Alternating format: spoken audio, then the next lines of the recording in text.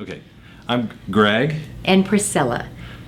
We are from Kansas City, and We've been married 35 years. today is our 35th anniversary. And I, for one, never thought we'd make it. And probably the biggest reason I thought we wouldn't make it is that I thought you were my father. And that was not a good thing. And I grew up in the home of an alcoholic family, and my father was very unpredictable, very angry, very aggressive. And when I looked at you, without knowing it, it wasn't intentional, but I looked at you and I saw men. And my experience with men was that men were dangerous, they were untrustworthy, and they would hurt me.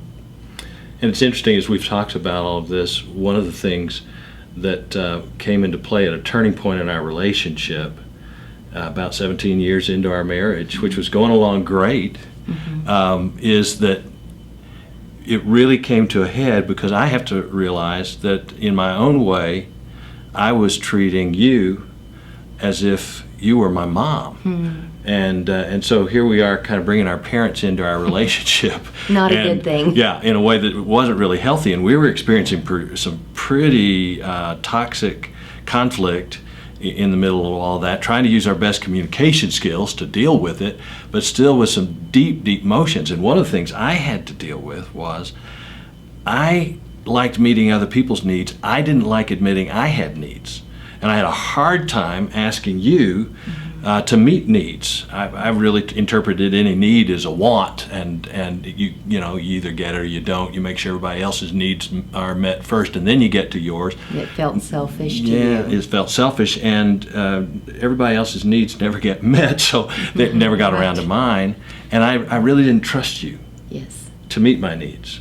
And I kept that inside, which then made me want you to read my mind, not particularly a good thing. And so we're kind of dealing with a combination of things going on at the same time. Both of them trust issues, really. Yeah.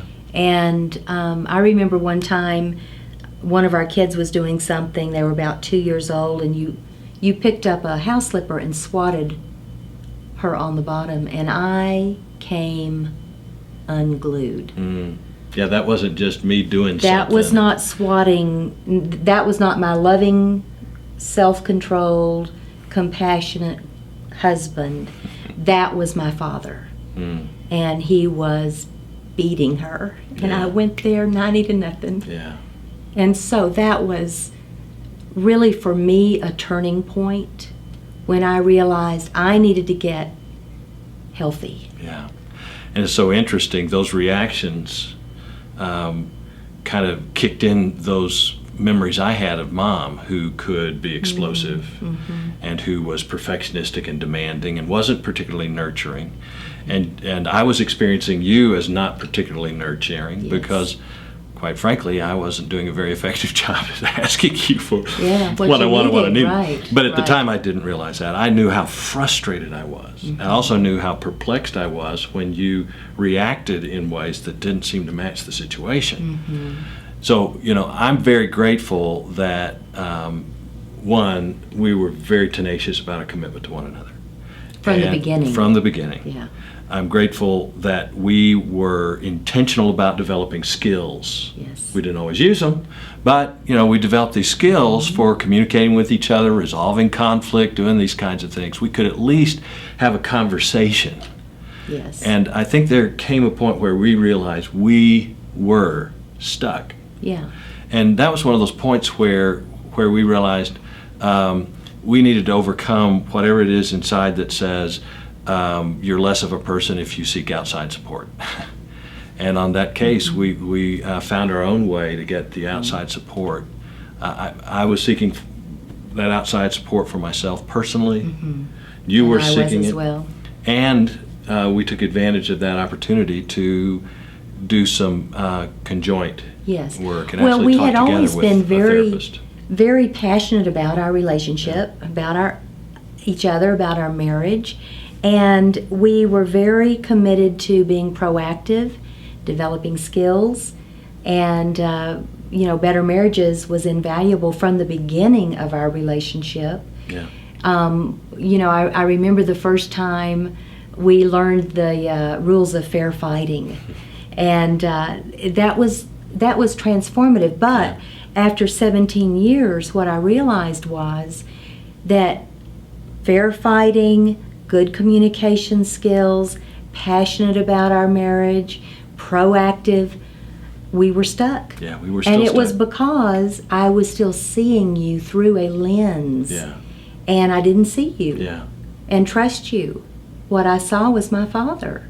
And of course, even the ability to talk about that Mm-hmm. comes from the fact that we got this great support from somebody Yes. who gave us a lens for seeing what was going on that Yes. we weren't able to see at the time. We weren't aware of that. And I think it'd be worth Mm-hmm. you were talking about that kind of conversation and how that insight came. Well, I realized that I had brought baggage into our relationship. And We both had. I know every family's dysfunctional, but my family of origin was really dysfunctional. And what I realized was that our relationship was only going to be as strong and healthy as I, as an individual, was strong and healthy. And I recognized that to deal with my stuff, I needed outside help.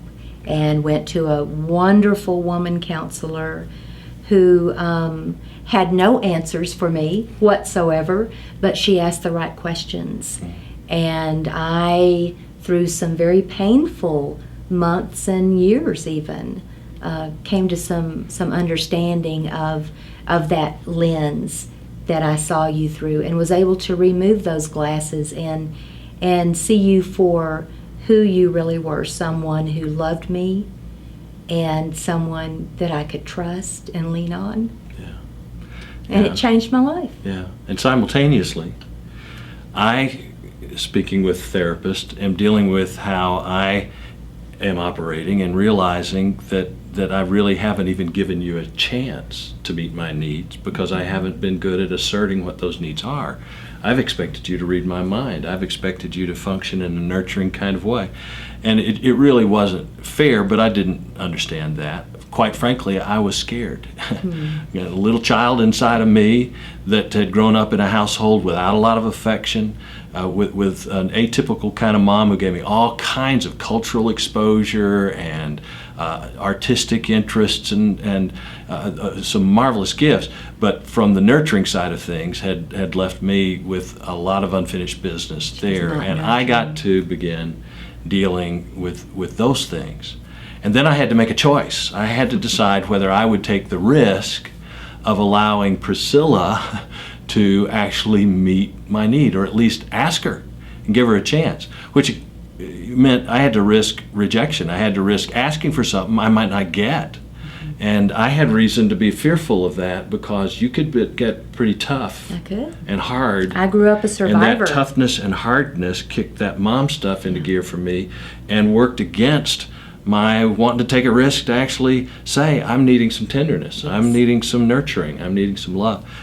But I think it was really extraordinary that both of us were doing this intentional work simultaneously, because what I was ready to take a risk on, at the same time you're getting prepared to actually see me in a different way. And when I reached out, wow, you responded by nurturing me.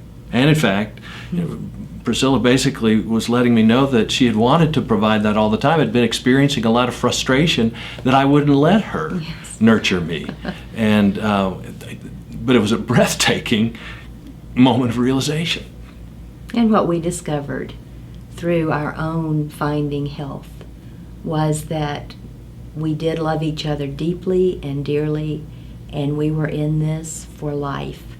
And today, on our 35th anniversary, what a testimony, what a testament to being there for each other and with each other through those challenges. Yeah.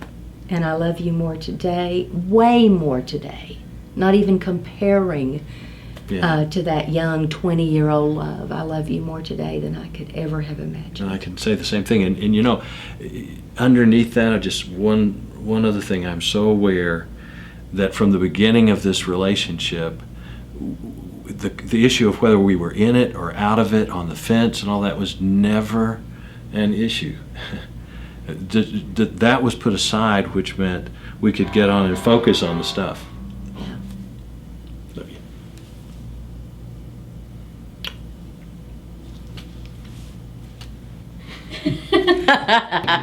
Yay!